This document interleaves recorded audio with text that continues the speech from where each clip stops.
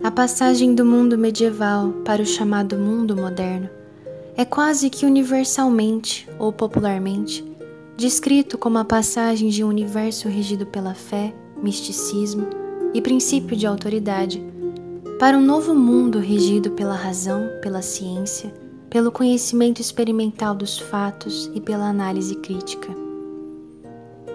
Isso aí chega ao cúmulo no iluminismo, que Kant define como o fim da servidão humana.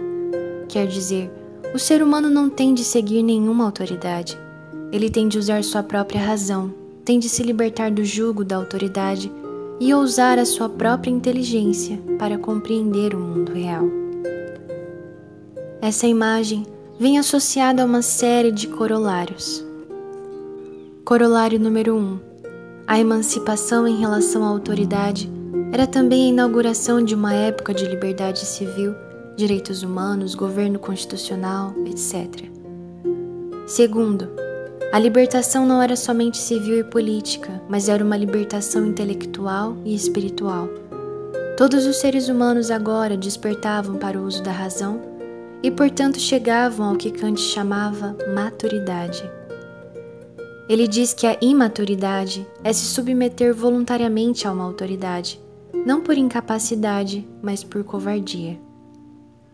E em terceiro lugar, a emancipação do homem não seria apenas civil, política, intelectual e espiritualmente, mas uma libertação do jugo da própria natureza, porque aumentaria o poder do homem sobre ela, e nós estaríamos então livres de processos naturais que nos oprimem, que seriam agora por nós manipulados e usados em nosso próprio proveito.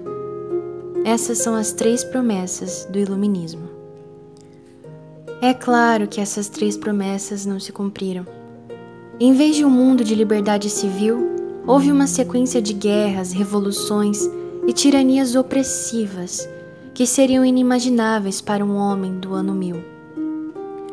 Se você dissesse para um homem do ano 1000, por exemplo, que o governo controlaria as pessoas à distância, como hoje acontece, você põe um satélite e ele observa tudo o que você está fazendo dentro da sua casa. Ele ficaria aterrorizado, morreria de susto. Isso lhe pareceria tão horrível que era impensável. Se você dissesse até a um camarada do iluminismo que, dali a 100 anos, o governo ficaria sabendo de tudo que ele comprasse e vendesse, que ele não poderia ter dinheiro guardado em casa, o burguês que fez a Revolução Iluminista ficaria horrorizado. No entanto, isso aconteceu. Quanto ao famoso controle humano sobre a natureza, as pessoas dizem que o homem aumentou seu poder sobre ela. Mas que homem, cara pálida? Eu? Não. O que aumentou foi o poder de uns homens sobre outros homens. É claro, o aumento do poder sobre a natureza supõe uma organização hierárquica das ações humanas, em que nem todos podem participar no mesmo nível. Nem todos os seres humanos podem construir um satélite para observar outros seres humanos, mas alguns podem. Aumentou o poder do homem sobre a natureza? Não. Aumentou o poder de uns homens sobre outros, eliminando, portanto, as 2 promessas anteriores.